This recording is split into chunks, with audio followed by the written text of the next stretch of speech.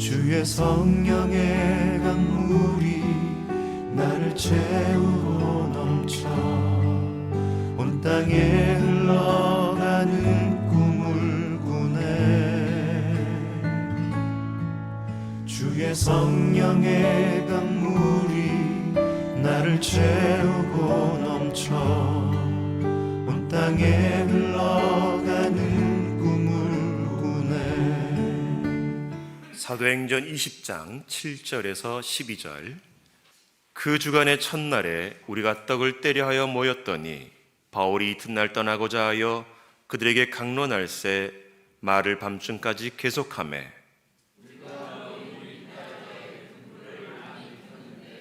유도고라 하는 청년이 창에 걸터 앉아 있다가 깊이 졸더니 바울이 강론하기를 더 오래 하매 졸음을 이기지 못하여 3층에서 떨어지거늘 일으켜 보니 죽었는지라.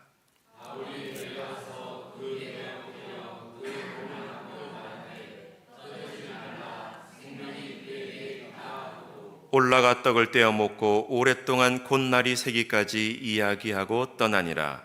사람들이 살아난 청년을 데리고 가서 적지 않게 위로를 받았더라. 아멘. 여러분 혹시 루 월리스라는 사람의 이름을 들어보셨습니까? 아니면 혹시 배너라는 영화나 배너라는 소설을 혹시 보신 분 계시는지 모르겠습니다. 이 배너라는 책을 썼던, 소설을 썼던 루 월리스라는 사람은 우리가 흔히들 알기를 이 루 월리스가 성경을 반박하기 위해서 성경을 읽다가 성경에 감동이 되어져서 이 배너라는 소설을 썼다라고 그렇게 소문이 돌았지만 실제적으로는 이 루 월리스는 어렸을 때부터 교회 학교를 착실히 잘 나갔던 교회 학교 학생이었습니다. 어렸을 때부터 동방박사 얘기와 예수님의 탄생에 대해서 호기심을 갖고 교회 학교 생활을 잘했던 이 루 월리스가 자라면서부터 많은 목사님들의 연설문과 또 그런 목회 설교를 들으면서 오히려 그 말씀에 감동이 되기보다는 이 루 월리스는 그들의 문체와 말솜씨에 호기심이 가서 마음의 어떤 커다란 변화보다는 목회자들의 말과 그들의 글솜씨에 많은 도전을 받았던 루 월리스였습니다. 그런데 그가 어느 날 공화당 총회에 참여하기 위해서 열차를 타고 가던 도중에 동행자였던 한 사람, 바로 인가솔이라는 정치인을 만나서 성경에 대해서 이런 얘기를 저런 얘기를 하다가, 이 인가솔이 무신론자거든요.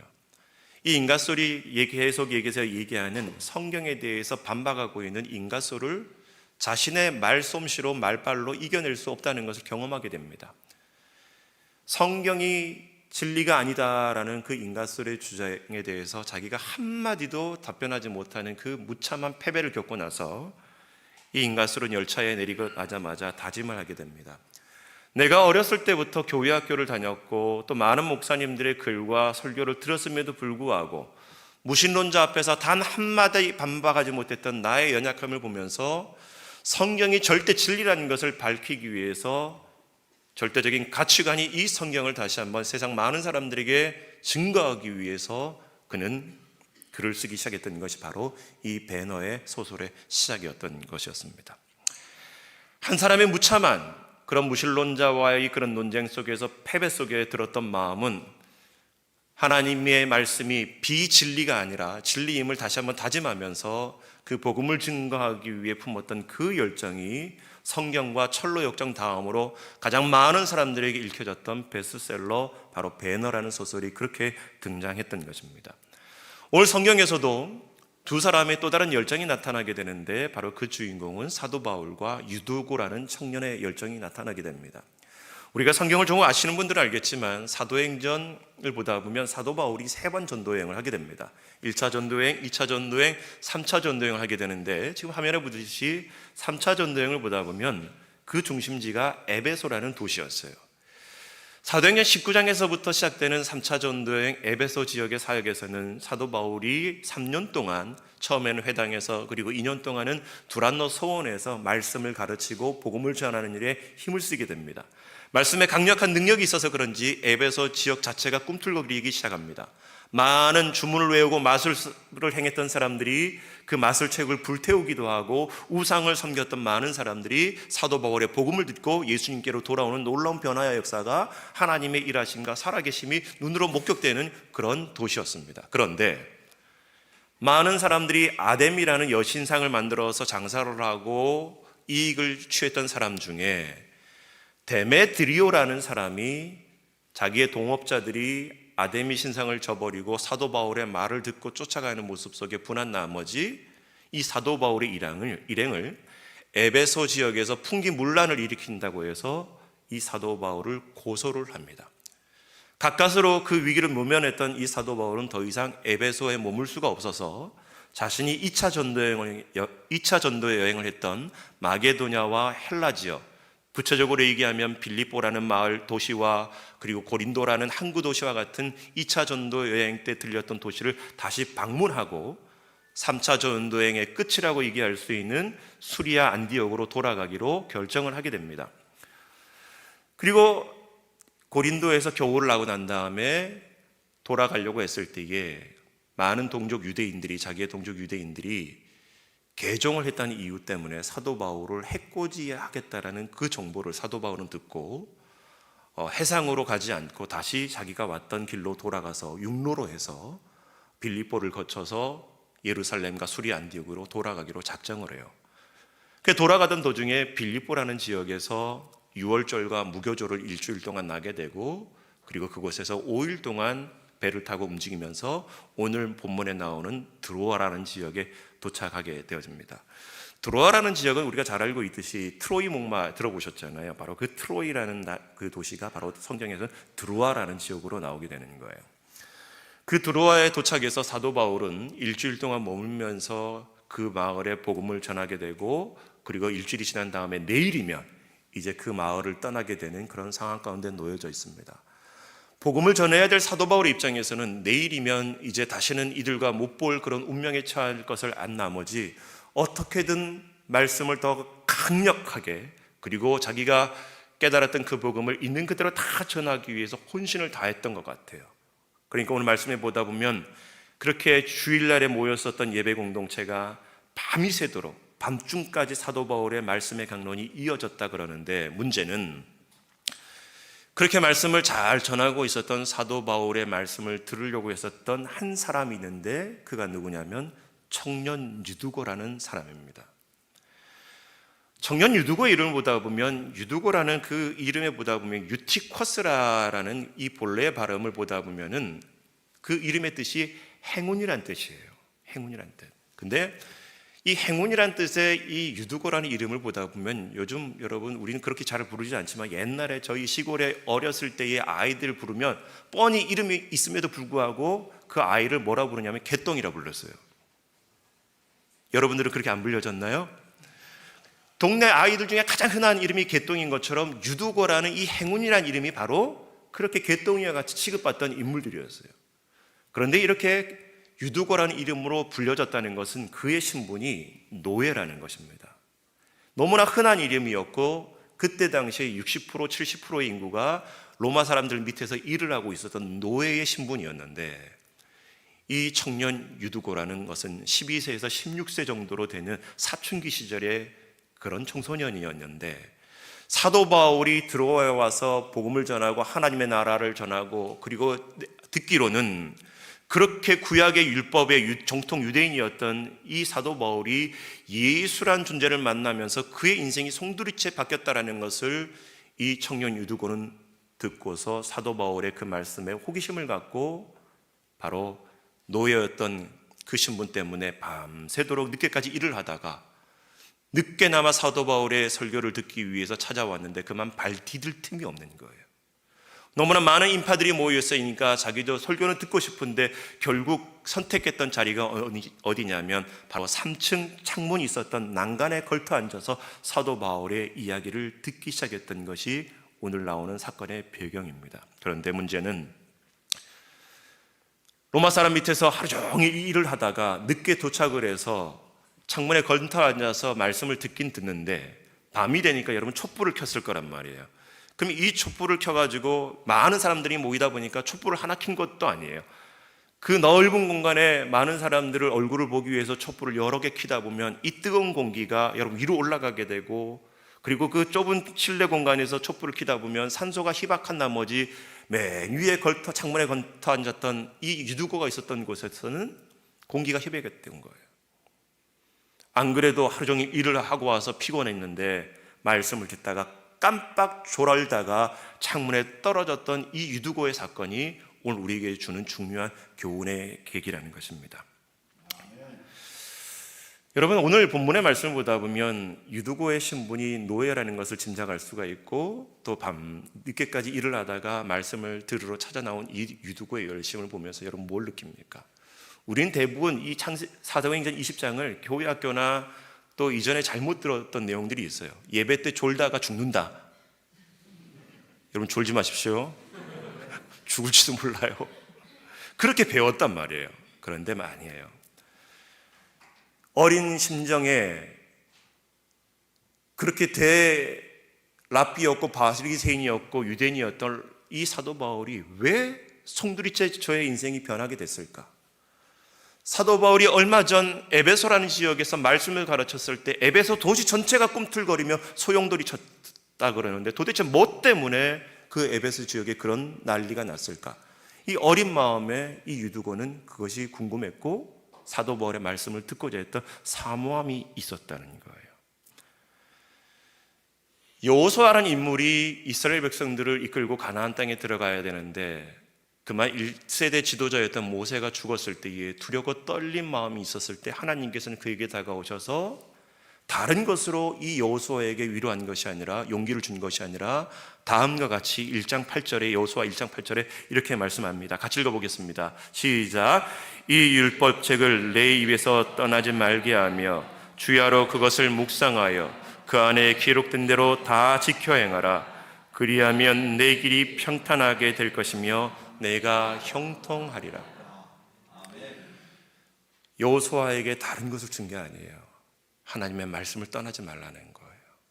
그 말씀이 너를 지켜줄 것이라고 약속하고 있는 것처럼 저와 여러분 삶 가운데도 우선순위가 말씀이 되길 주 이름으로 축복하며 기도합니다. 우리 솔직하게 여기서 한번 점검해 보자는 거예요. 신앙생활 오래 했지요. 저도 교회밥 먹은 지 어마어마한 것 같더라고요. 그런데 여러분 솔직하게 우리가 교회를 다니고 안 다니는 게 중요한 게 아니라, 과연 나는 말씀에 의해서 얼마만큼 변화됐고 그 말씀을 얼마나 잘 깨닫고 살아가고 있는지 물어본다 그러면 여러분은 어떻게 대답을 하실 수 있겠습니까? 한국 교회의 문제는 말씀을, 성경을 모르고 신앙생활하는 사람이 너무나 많이 있다라는 거예요.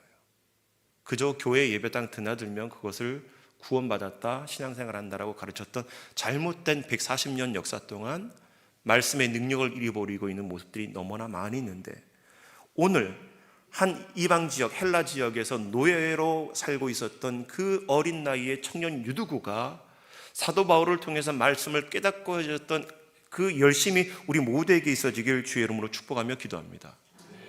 그래서 우리가 신앙생활 하다 보면 제일 위험한 게 여러분 말씀과 훈련과 양육에 대한 거부 증후군이 있는 게 되게 위험해요. 제가 아까 전에 우리 안민수 집사님 여기 군복 입고 찬양하는 모습 보고 깜짝 놀랐어요. 저희 교회가 논산 연무대 교회인 줄 알았어요. 어떤 사람이 그래요. 교회에서 무슨 또 교회까지 와서 또 훈련이냐고. 아니 예비군 훈련 받는 것도 힘든데 교회에서 무슨 훈련이냐고 하면서 훈련 거부 증후군이 있거든요. 아니에요. 근데 그런 사람들은 꼭 보다 보면 훈련은 거부하는데 마르다 증후군에 대해서 교회에서 열심히 일하고 봉사하는 건 좋아요. 그걸로 내 신앙을 인정받으려고 하는 욕구가 있거든요. 아니라는 거예요. 바라기는 오늘 이 유두구가 품었던 하나님의 나라에 대한 말씀의 사모함이 우리 청년들과 우리 모두에게 있기를 주의 이름으로 축복하며 기도합니다. 솔로몬이요 나중에 노후 때에 다음 세대 청년들에게 가르쳤던 유명한 말이 있잖아요. 너희 젊은 날에, 너희 청년의 때에 너희 창조주를 기억하라. 아멘. 인생을 다 살아봤었던, 부귀영화를 다 누려봤던 솔로몬이 다음 세대에게 들려줬던 말씀은 다른 게 아니에요. 젊은 나라에 너희 창조주를 기억하라는 것인데, 그 창조를 만나고 기억하는 것은 하나님의 말씀인 줄 믿으시기 바랍니다. 또 다른 인물의 열심이 나타나는데 그것이 여러분 사도 바울의 열심이에요. 7절을 보다 보니까 일주일 동안 그 드로아에서 머물면서 내일이면 이제 떠나야 될 사도 바울이 너무 아쉬운 나머지 이 드로아 사람들에게 복음을 더 확실하게 전해주기 위해서 오전에 시작됐던 그 말씀의 강론이 지금 밤늦게까지 진행되고 있다는 거예요. 저는 처음 교육전도사를 대전에 있는 어느 한 교회에서 시작을 하게 되는데, 그때 모셨던 목사님이 역도 국가대표 출신의 목사님이었어요. 체력이 장난이 아니었어요.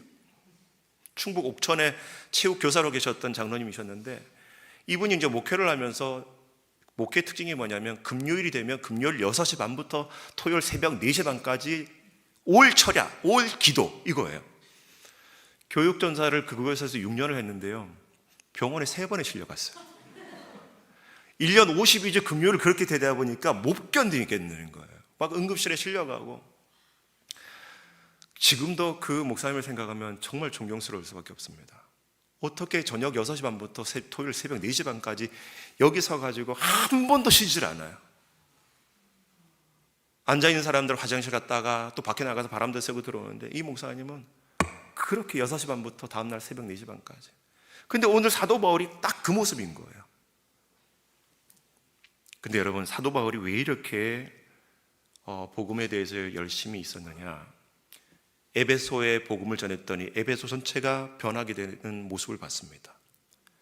빌립보라는 곳에서도 2차 전도여행 때 루디아라는 여인과 함께 복음을 가르치고 전했더니 빌립보 교회가 태동되는 것을 봤어요.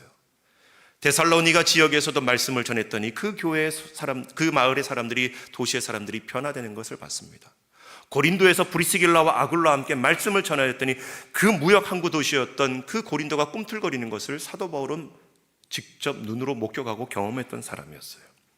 사도 바울은 가는 곳곳마다 말씀을 가르치고 말씀을 전하는 일에 힘썼던 인물이 사도 바울이었기 때문에 누구보다도 이 드로아에서 말씀의 능력으로 이 지역이 변화될 것을 간절히 사모하는 마음으로 밤새도록 강론했다 그랬는데, 여러분, 그렇다면 사도 바울이 밤새도록 강론했던 내용이 뭘까? 첫 번째는 주 예수 그리스도가 하나님의 아들이심을 선포한 줄 믿습니다. 두 번째로는 그 예수 그리스도가 골고다 언덕에서 십자가에 매달려 올라가셔서 죽으시고 부활하셨다는 것을 가르쳤을 거란 말이에요. 세 번째로는 그 예수가 마침내 재림하셔서 믿는 그 믿음의 무리들을 구원하여 주시고 하나님의 나라가 완성될 것을 사도 바울은 분명히 가르쳤을 거예요. 그래서 사도 바울이 가르쳤던 교회에 대한 교회론을 보다 보면 교회에서 가장 중요한 직분이 뭔지를 에베소서 4장 11절과 12절에 가르쳐주고 있는데 같이 읽어보겠습니다. 시작. 그가 어떤 사람은 사도로, 어떤 사람은 선지자로, 어떤 사람은 복음 전하는 자로, 어떤 사람은 목사와 교사로 삼으셨으니 이는 성도를 온전하게 하여 봉사일을 하게 하며 그리스도의 몸을 세우려 하심이라. 아멘. 사도 바울이 교회의 직분을 쭉 5가지를 얘기해요. 사도요, 선지자요, 복음 전하는 자요, 가르치는 목사와 교사하면서 여러분, 모든 직분의 공통점이 뭐예요? 말씀과 관련된 직분이에요. 심지어 초대교회가 예루살렘에서 태동하게 됐을 때에 사도 12명이 말씀을 전하고 가르치고 기도하는 일에 힘써야 되는데, 그만 교회 안에 수많은 과부들이 있음으로 말미암아 구제하는 일이 생겨버리는 거예요. 구제를 하다 보면 쌀을 나눠주고 뭔가 도와줘야 되는 일에 앞장서야 되다 보니까 이 사도들이 말씀을 준비하고 전하고 가르치는 일에 지장이 생겨버립니다. 그래서 세워졌던 직분이 뭐예요? 바로 집사제도였어요. 성경에는 그냥 집사로 되어 있지만은 우리 교회의 직분을 보다 보면 안수 집사급의 바로 직분이거든요.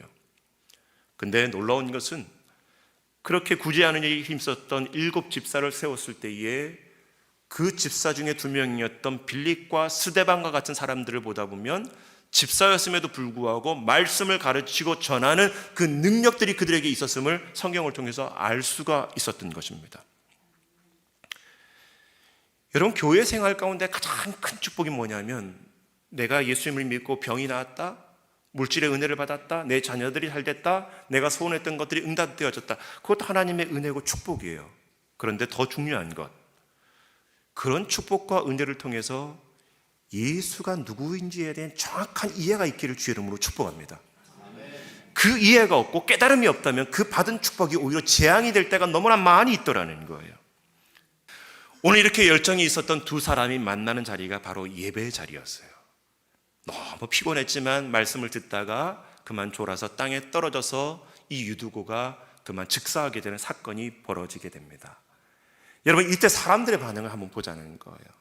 우리가 예배를 듣다가 그만 졸다가 깜빡 졸아가지고 고개를 딱 그냥 떨어뜨렸는데 앞에 의자에 부딪히면서 혹이 나가지고 그만 쓰러졌다 생각하면 많은 사람들이 뭐라 그랬을까? 아마 깜짝 놀라게 되겠죠. 비슷한 일이 벌어진 거예요. 우리 성경 구절 중에 10절 말씀 한번 읽어보도록 하겠습니다. 시작. 바울이 내려가서 그 위에 엎드려 그 몸을 안고 말하되 떠들지 말라, 생명이 그에게 있다 하고. 아멘.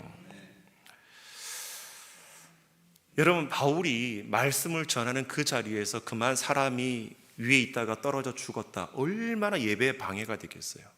사람들이 깜짝 놀랐겠죠. 사고가 생겼으니까 그 모임이 해산될 수 있는 그런 위기가 됐을 거란 말이에요. 사도 바울은 복음을 전하려 하다가 그만 뜻하지 않은 사고 때문에 자신의 이 말씀의 복음의 그 전파가 막히는 그런 상황이 되어졌단 말이에요. 그래서 수많은 사람들이 그 유두고가 떨어졌던 장소에 가서 수군수군 되어지면서 이게 뭔 일인가 하면서 난리가 났을 때에 사도 바울이 10절에 그들을 향해서 뭐라 그러냐면 떠들지 말라. 여러분, 이 떠들다라는 것은 도리베이스데라는 헬라어 단어를 쓰게 되는데 누가복음 8장에 보다 보면 회당장 야이로의 딸이 죽어요. 그때 예수님께서 늦게 그 회당장 야이로의 딸이 죽어있던 그 야이로의 집에 방문했을 때에 수많은 사람들이 그 딸이 죽은 것 때문에 통곡을 하고 애곡을 하고 슬퍼하면서 헌화를 하고 있었을 때에 예수님께서 너희들 요란법석 떨지 마라 라고 명령했던 단어가 나오는데 그 단어가 바로 이 도일의 베이스데라는 단어가 나오게 되는 거예요. 다른 말로 말하면 이 사건 앞에, 이 문제 앞에 너희들 더 이상 시끄럽게 하지 말고 소란 피우지 말고 요란법석 피우지 말라라고 예수님께서 다그치는 말씀이 이 단어인 겁니다. 문제는 우리도 신앙생활 하다가 내가 예수님을 열심히 믿고 하나님 앞에 예배하기에 힘썼고 교회 앞에 하나님 앞에 많은 것을 충성했지만 내 삶 가운데 어떤 일이 일어나게 됐을 때 세상 사람들의 반응은 뭔가요? 거 봐, 주일날 매일 교회 갔는데도 그 꼴이 뭐냐고. 하나님이 살아계시다면 네 인생을 복되게 하고 더 은혜롭게 해야지 왜 내 인생이 그렇게 힘들게 하냐면서 하나님을 비아냥거리는 사람들의 목소리가 우리 주변에 있지 않습니까? 그런데 그런 비아냥거림과 수군거림에 사도 바울이 얘기했던 말은 뭐예요? 도일의 베이스데 떠들지 마라, 요란법석 피우지 말라는 거예요. 여러분, 이 사도 바울의 모습을 보면서 믿음의 사람은 문제 앞에 문제를 대하는 태도가 달라져야 될 줄 믿습니다. 세상의 수많은 사람들은 우리들의 겉모습을 보고 판단을 해요. 거 봐라, 예수 믿고 뭐가 달라지느냐 하고 있지만 사도 바울은 이 유두고가 그 말씀을 듣다가 죽었던 그 사건 속에서는 또 달리 하나님의 일하심을 보이기 위한 하나님의 그 과정임을 사도 바울 마음 가운데 확신하고 있었던 것처럼 문제 앞에 흔들리지 않은 모두가 되길 주의 이름으로 축복합니다. 그런데 이 문제 앞에 그렇게 많은 사람들과 달리 사도 바울이 했던 태도를 보자는 거예요. 10절에 보다 보면 사도 바울이 내려왔다 그랬어요. 여러분, 이 사도행전은 누가 썼죠? 네. 사도 바울은 누가가 썼어요. 누가라는 사람이 썼는데 누가의 직업은 의사였습니다. 이 유두고가 지금 땅에 떨어져서 죽었다라고 표현했던 이 원어를 보다 보면 의학적인 용어로 이미 사망 선언을 내린 것이 누가의 입장이거든요. 실제 죽은 거란 말이에요. 그냥 기절을 했거나 잠시 의식을 잃어버린 게 아니라 실제 죽은 상태가 돼버린 거란 말이에요. 자, 사도 바울은 정통 유대인이고 바리새인이었습니다. 율법을 철저하게 따랐던 사람이었어요. 그런데 시신을 여러분 정통 유대인들은 만져서는 안 된단 말이에요. 그래서 사도 바울이 내려가서 이 유두고를 끌어안았다라는 것은 자신이 정통 유대인이고 율법에 매어져 있는 사람이었음에도 불구하고 그 시신을 끌어안고 그 시신 위에 엎드렸다는 것은 이 사도 바울 가운데에 유두고를 향한 애잔한 마음이 있기 때문에 그게 가능했다는 것입니다. 여러분, 이 대목에서 사도 바울이 자신의 정체성과 신분을 포기해버리고 유두고를 향한 애잔한 마음이 있었던 이 모습을 통해서 지금 누가 떠오르지 않습니까?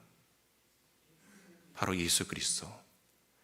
하늘 보좌 그 권세 하나님 보좌 우편에 앉아 계셔야 될 그 예수 그리스도가 인간의 몸을 입고 이 땅에 오셔서 천하디 천한 저와 여러분들을 구원하기 위해 애잔한 마음으로 저와 여러분들의 영혼을 구원하기 위해 십자가에 매달려 죽으시기 위해 이 땅에 찾아오신 그 예수 그리스도의 모습이 지금 사도 바울 가운데 나타나고 있다라는 거예요. 자, 그런데 그렇게 애잔한 마음으로 우리를 찾아오신 예수님도 그렇고 애잔한 마음으로 유두고를 끌어안았던 이 사도 바울의 모습을 통해서 저와 여러분들이 살아나고 유두고도 살아났단 말이에요. 그래 살아난 것인데 과연 그 살아남이 단순한 육적인 생명인지 영혼의 생명인지 한번 구별을 해보자라는 거예요. 예수님이 십자가에 매달려 죽으신 그 이유는 저와 여러분들이 이 땅 가운데에 육체적으로 건강하게 회복하게 행복하게 살아가기 위해서 십자가에 매달려 죽은 게 아닙니다. 저와 여러분의 영혼을 살리기 위해 십자가에 매달려 죽으심을 깨닫는 모두가 되길 축복합니다. 사도 바울이 유대인이었음에도 불구하고 그 시신을 끌어안을 수 있었던 그 애잔한 마음은 단순한 유두고를 살리는 것이 목적이 아니라 이 유두고가 살아남으로 말미암아 그의 영혼이 변화될 것을 사도 바울은 기대했다는 것을 잊지 않기를 주의 이름으로 축복하며 기도합니다. 성경을 보면 수많은 사람들이 죽었다 살아난 사건이 나와요. 누가복음 7장에 보다 보면 나인성 과부의 아들이 다시 예수님의 손길에 의해서 살아납니다. 그 다음 장 누가복음 8장에 보다 보면 야이로 회당장의 딸이 또 예수님을 만남으로 살아나게 됩니다. 요한복음 11장에 보다 보면 죽었던 나사로가 예수님을 만남으로 다시 살아나게 돼요. 그리고 오늘 사도행전 20장에 나오게 되는 이 유두고가 사도 바울을 만나게 되면서 다시 살아나게 되는 모든 살아남의 이야기가 있는데 우리는 그들이 죽었다 살아났다 육체적인 생명이 살아났다고 간주하고 있지만 성경에서 가르쳐주는 것은 그 육체적인 생명이 살아나는 것이 중요한 게 아니라 그들의 영혼이 살아났음을 잊지 않기를 주의 이름으로 축복하며 기도합니다. 세 번째, 오늘 이렇게 예배 현장 가운데에 사도 바울이 그렇게 유두고를 끌어안았을 때에 이 사도 바울의 삶 가운데는 모든 어려움이 있었거든요. 좀 전에 말씀드렸듯이 19장을 보다 보면 사도행전 19장을 보다 보면 에베소에서 거의 쫓겨나다시피 쫓겨났던 사도 바울 3개월 동안 고린도에서 머물면서 거기서 로마서를 편지를 씁니다. 내가 로마를 거쳐 스페인까지 복음 전하기를 원하노라 라고 로마서를 썼던 곳이 고린도예요. 그런데 이 고린도 교회는 끊임없이 사도 바울의 사도성을 의심하게 됩니다. 왜? 예수님의 12제자들 가운데 포함되지 않았기 때문에 사도 바울이 진짜 사도냐 거짓 사도냐 이것 때문에 늘 논란이 있었던 교회가 고린도 교회였어요. 물리적으로는 많은 사람들에게 쫓김을 당하고 있었고 그리고 교회 내적으로는 자기의 사도성을 의심받고 있었던 이 사도 바울이 지금 드로아에서 말씀을 전하다가 유두고가 땅에 떨어져 죽었다? 사도 바울의 선교 사역에 있어서는 절대절명의 위기가 될 수 있는 그런 순간이었단 말이에요. 그런데 여러분 사도 바울이 했던 행동을 가만히 보다 보면 사도 바울 마음 가운데는 이 유두고의 죽음이 단순한 죽음이 아니라 하나님이 하나님 되심을 보여줄 수 있는 중요한 사건임을 깨닫고 구약에 떠오르는 두 인물들을 생각하면서 똑같이 행동을 하게 되는데 그게 누구냐면 엘리야와 엘리사와 같이 이 사도 바울이 행동했던 것을 알 수 있습니다. 열왕기상 17장 21절 22절 읽어보겠습니다. 시작. 엘리야가 그 아이 위에 몸을 3번 펴서 엎드리고 여호와께 부르짖어 이르되 내 하나님 여호와여 원하건대 이 아이의 혼으로 그의 몸에 돌아오게 하옵소서 하니 여호와께서 엘리야의 소리를 들으심으로 그 아이의 혼이 몸으로 돌아오고 살아난지라. 열왕기하 4장 33절 34절 시작. 엘리사가 여호와께 기도하고 이 아이 위에 올라 엎드려 자기 입을 그의 입에 자기 눈을 그의 눈에 자기 손을 그의 손에 대고 그의 몸에 엎드리니 아이의 살이 차차 따뜻하더라. 지금 사도 바울이 유두고에 행동했던 것은 구약의 엘리야와 엘리사 선지자와 같은 똑같은 모습으로 그 유두고를 살리기 위해 행동했던 것을 볼 수가 있는 거예요.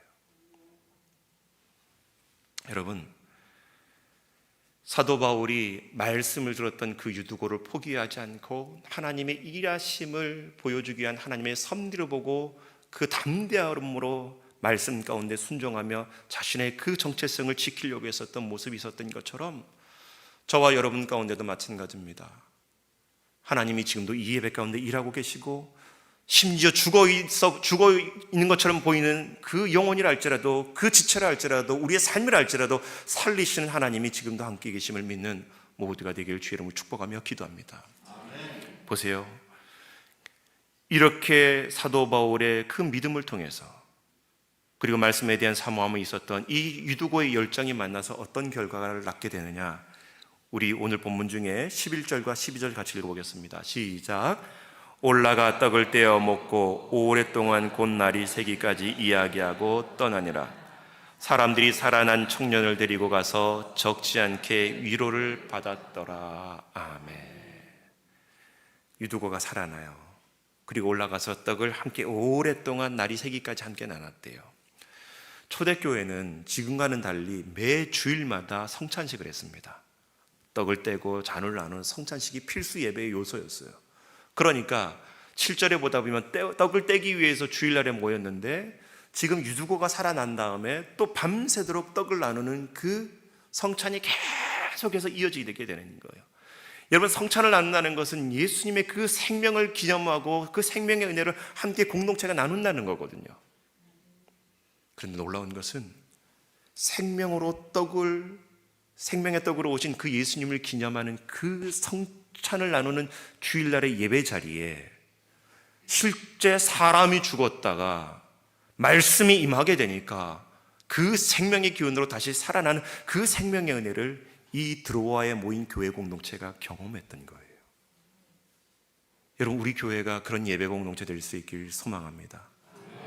예배당 들어오기 전에 수많은 아픔과 문제와 그런 삶의 질고의 문제들이 죽어 있는 것처럼, 나를 옥죄매는 것처럼 느껴진다 할지라도 이 예배 드리면서 생명으로 다가오시는 그 말씀을 경험하로 말미암아 이 생명의 기운이 가득 넘치는 그런 교회 될 수 있기를 소망합니다. 두 번째로는, 여러분 보십시오.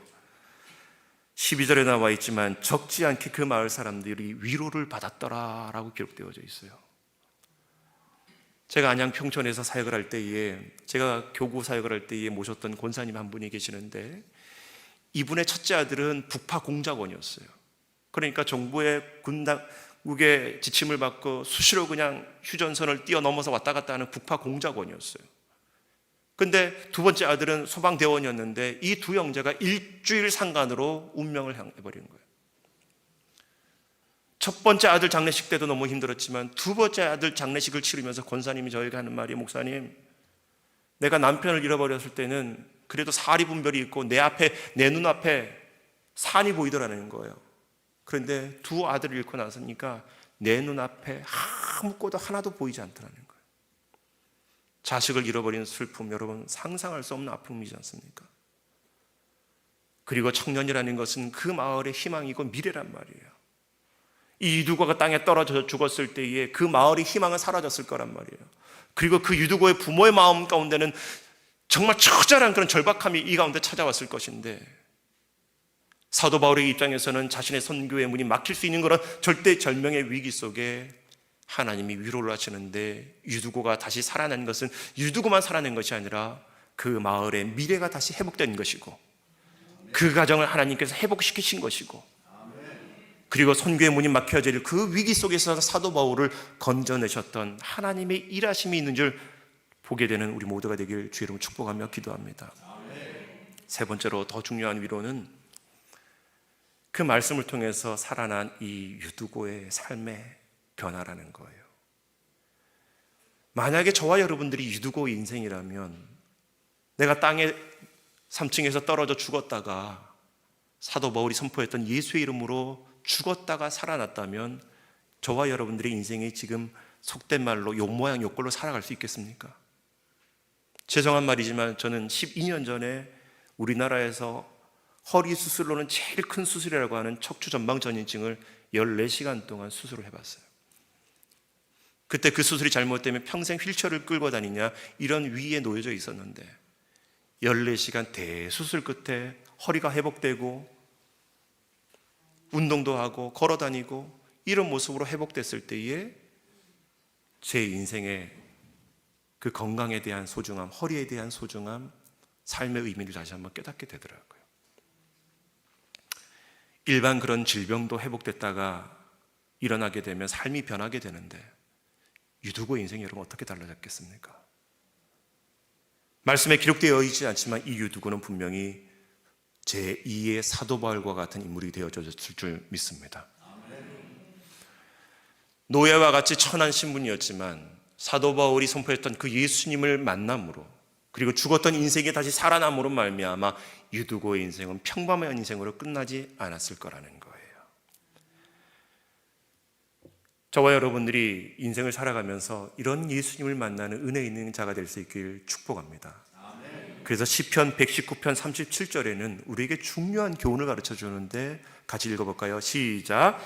내 눈을 돌이켜 헛하는 것을 보지 말게 하시고 주의 길에서 나를 살아나게 하소서. 아멘.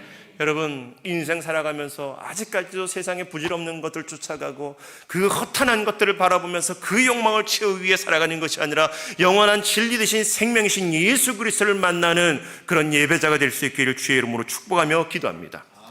이제 말씀을 결론 지을게요. 여러분, 이 사도행전 20장에는 중요한 교훈이 있습니다. 19장에서 사도 바울이 에베소에서 복음을 전하다가 많은 선교의 길이 지금 막혀져 있는 거예요. 그리고 사도 바울은 20장으로 끝에 들어가서 예루살렘에 들어가서 로마까지 복음을 전해야 되는데 이 중요한 가로막힘 가운데에 사도 바울의 선교의 문이 닫히느냐 열리느냐 중요한 갈림길에 놓여져 있는 순간이란 말이에요. 그런데 사도 바울이 스스로 선교하는 것이 아님을 보여주는 사건이 바로 이 사건입니다. 하나님의 선교는 하나님이 하고 계심을 이 드로아에서 땅에 떨어져 죽었던 유두고를 살렘으로 말미암아 사도 바울의 선교의 문도 열어주실 뿐 아니라 그 드로아 지역에 유두고를 통한 또 다른 선교가 시작됨을 하나님께서 보여주시면서 하나님의 선교는 하나님이 하심을 보여줬던 놀라운 이 기적이 우리 삶 가운데 귀한 도전이 될 수 있길 주의 이름으로 축복하며 기도합니다. 사도 바울이 이제 예루살렘으로 도착하면 체포가 될 지경이에요. 많은 사람들이 선생님 예루살렘으로 돌아가면 당신 잡혀서 모진 고생을 하게 되니까 가지 마십시오. 근데 여러분, 이 드로아에서 유두고를 살렸던 이 사도 바울의 마음이 얼마나 담대해졌겠습니까? 사도행전 20장 24절에 보다 보면 주 예수께 받은 사명, 그 은혜의 복음을 증거하는 일을 마치려 하면 나의 생명을 조금 더 귀한 것으로 여기지 아니하노라. 죽음을 살렸던 그 사도 바울의 그 경험이 끝까지 복음을 증거하고자 하는 담대한 확신으로 변화되어졌다는 거예요. 최근 한 영국 기독교의 통계 자료를 제가 본 적이 있습니다. 동성애를 가장 많이 주장하는 나라가 영국이잖아요. 그런데 그 영국은 떠오르는 태양 제국이라는 얘기를 들을 정도로 정통적인 기독교 국가였어요. 동성애가 판칩니다. 성경을 비진리라고 주장합니다. 그런데 이런 문화를 그냥 두고 볼 수가 없어서 영국 교회 안에 자성의 목소리가 깨어나기 시작하고 이대로 가다가는 영국 교회가 허물어지겠구나, 영국의 하나님의 나라를 잃어버리겠구나, 깨어있는 그리스도인들이 예배를 다시 한번 사모하기 시작합니다. 주일날에 나오지 않던 교인들이 모이기 시작합니다. 한국교회처럼 주중에 수요일이 되면 모여서 말씀을 나누고 기도하는 그런 모임들이 시작합니다. 가정의 자녀들이 동성애에 빠지지 않도록, 세상적인 타락된 문화에 넘어가지 않도록 부모들이 자녀들을 앉혀놓고 가정예배가 회복되기 시작했습니다. 그랬더니 4% 초반까지 떨어졌던 영국의 기독교 복음화율이 2022년 기준으로 7.8%까지 올라가는 놀라운 변화가 일어나게 되어졌습니다. 사랑하는 우리 참 아름다운 교회 성도 여러분, 하나님은 오늘 저와 여러분들에게 도전하십니다. 유두고와 바울의 열심을 우리 가운데도 회복하길 원하십니다. 신앙의 생명은 다른 것에 시작되는 게 아니라 예배 가운데 말씀을 들음으로 시작되는 줄 믿으시기 바랍니다. 생명은 또 다른 생명을 낳는데 우리 또한 그 말씀의 생명의 기운을 얻고서 세상에 흩어나가 죽어가는 또 다른 청년 유두고를 살릴 수 있는 사도 바울과 같은 인생이 될 수 있길 축복하며 기도합니다. 채워주소서, 부어주소서, 거룩하신 주 성령 내 안에 넘쳐 흐르는 사랑의 노래